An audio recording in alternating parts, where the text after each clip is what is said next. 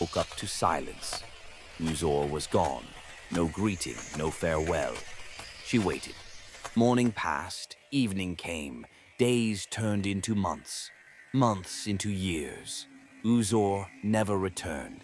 He disappeared the same way he arrived, quietly. Akweke was dismayed. She is sad, but life has to go on. A year later, she met a fisherman, one who had once laughed at her.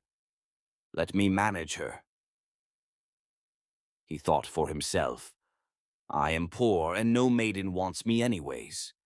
A few moons later, he married Akweke.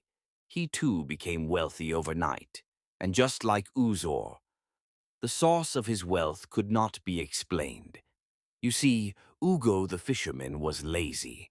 At his peak, he caught just 5 fishes daily, but suddenly he was wealthy. Once again, the villagers wondered, is Akweke a witch? How come all her husbands became rich after marriage? Ugo is ravished in his newfound wealth. He treated Akweke well, and they lived happily, but just for 3 more years. One beautiful afternoon, Akweke returned from the market to an empty hut. He also had vanished, just like Uzor. Vanished just as he appeared. No final words, no explanations.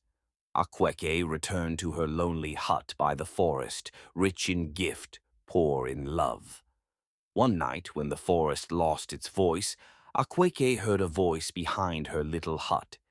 There she met Chima laying by the path that opens into the forest. Chima was barely breathing, injured by a trap. Akweke dragged him into her hut and nurtured him. He was weak and laid weak on her bed. She fed him, washed him, and healed him. Chima grew stronger, and as he grew, a bond formed. This bond blossomed into likeness, and as fate may have it, when Chima became well Gynes, he married Akweke. 3 moons down the line, Chima saw wealth like never before. He became a wealthy merchant, owned the biggest shop in the whole town. Once again, murmurs rang in the village. She is a witch, people whispered.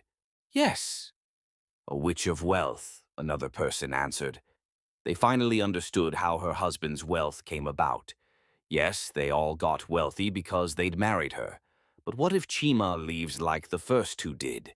What would become of Akweke daily? Akweke prayed, hoped that she would not wake up to Chima's absence.